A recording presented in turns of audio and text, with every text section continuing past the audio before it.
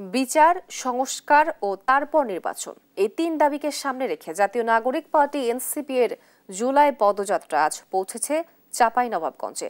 রোববার সকালে পাশের জেলা নওগাঁ থেকে রওনা হয়ে চাঁপাইনবাবগঞ্জে প্রবেশ করেন এনসিপি নেতারা।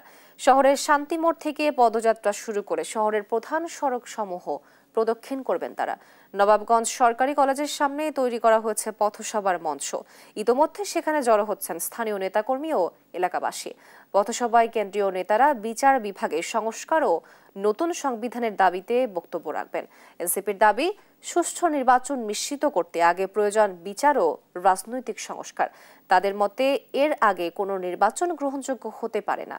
পথসভার মাধ্যমে চাঁপাইনবাবগঞ্জে আজকের কর্মসূচি শেষ হবে বলে জানিয়েছেন আয়োজকরা।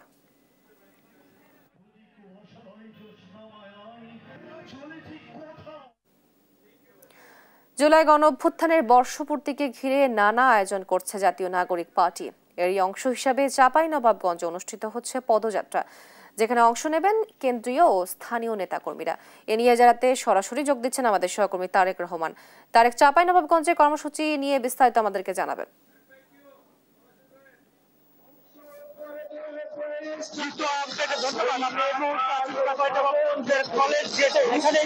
কিছুক্ষণ পরে কিন্তু এনসিপির কেন্দ্রীয় নেতৃবৃন্দ পদযাত্রা চলেছে, যেটি শুরু হয়েছে লক্ষ্মীপাড়া সীমান্তবর্তী কুড়িগ্রাম থেকে এবং আজকে ষষ্ঠ দিনে কিন্তু চাঁপাইনবাবগঞ্জে আর কিছুক্ষণ পরে কিন্তু চাঁপাইনবাবগঞ্জে এসে পৌঁছাবেন এবং চাঁপাইনবাবগঞ্জ শহরের শান্তিমোড় থেকে তারা একটি পদযাত্রা করে পদযাত্রাটি শহরের গুরুত্বপূর্ণ সড়ক ঘুরে কিন্তু সরকারি কলেজ চত্বরে এসে তারা কিন্তু সংক্ষিপ্ত পথসভা মিলিত হবে। পথসভা থেকে তারা কিন্তু বিক্ষুব্ধ সাথে এবং তারা কিন্তু বিচার, সংস্কার ও দেশ প্রগঠনের পক্ষে জনতার দুয়ারে জুলাই স্লোগান তারা কিন্তু বক্তব্য দিবে।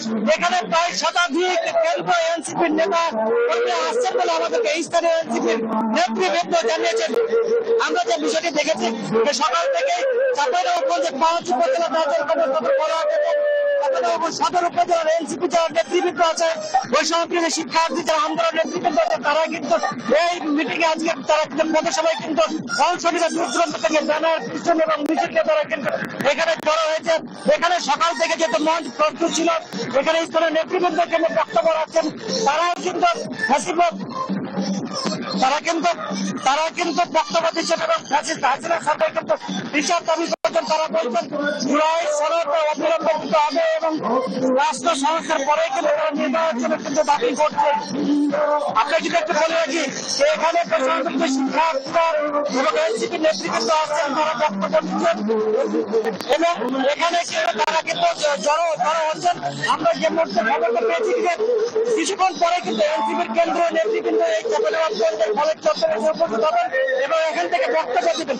এখানে আমরা দেখতে পাচ্ছি এনসিপি নেতৃবৃন্দ এবং বৈষম্যবিরোধী শিক্ষার্থী সহ নানা শ্রেণীর মানুষ কিন্তু এই আজকের পদযাত্রায় অংশ নিয়েছেন। তারা কিন্তু অপেক্ষা করছেন কেন্দ্রীয় নেতৃবৃন্দের জন্য। এই ছিল আমার চাঁপাইনবাবগঞ্জের পদসভার সর্বশেষ পরিস্থিতি। তারেক, আপনাকে ধন্যবাদ। দর্শক, চাঁপাইনবাবগঞ্জের এনসিপির পদযাত্রার বিষয়ে বিস্তারিত জানাচ্ছিলেন আমাদের সহকর্মী তারেক রহমান।